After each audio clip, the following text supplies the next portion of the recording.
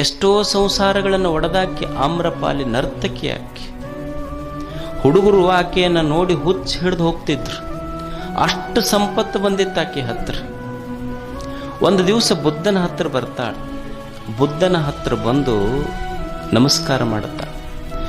ನಾನು ಜೀವನದಲ್ಲಿ ಬಹಳ ಪಾಪದ ಕೆಲಸ ಮಾಡೀನಿ, ಕೆಟ್ಟ ಕೃತ್ಯಗಳನ್ನು ಮಾಡೀನಿ ಭಗವಂತ. ನಾನು ಎಷ್ಟು ಪಾಪ ಮಾಡೀನಿ ಅಂದ್ರೆ ಅದು ಏನು ಮಾಡೋದು ತೊಳಿಲಿಕ್ಕೆ ಸಾಧ್ಯ ಇಲ್ಲ, ಅಷ್ಟು ಪಾಪ ಕೃತ್ಯಗಳನ್ನು ಮಾಡೀನಿ. ನಾನು ಪುಣ್ಯವಂತಳಾಗಬೇಕಂತ ನಿನ್ನ ಹತ್ರ ಬಂದೀನಿ, ನನಗೆ ದಾರಿ ತೋರಿಸು. ಬುದ್ಧ ಅಂತ ನಾನು ಏನೂ ಮಾಡೋದು ಬೇಡ, ಪ್ರವಚನ ನಡೆದಿರ್ತೈತಿಲ್ಲ, ಸುಮ್ಮ ಕೂಡಿಲ್ಲ.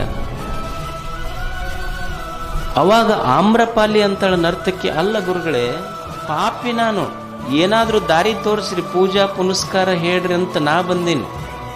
ನೀವಂತೀರಲ್ಲ ಸುಮ್ಮನ ಕುಂದ್ರಂತೀರಲ್ಲ, ಸುಮ್ಮನ ಕುಂತ್ರ ನಾ ಮಾಡಿದ ಪಾಪ ಬೆಟ್ಟದಷ್ಟಿದೆ. ಸುಮ್ಮನ ಕುಂತ್ರ ಹೆಂಗೆ ತಿಳಿಯಾದೀತದು ಪಾಪ.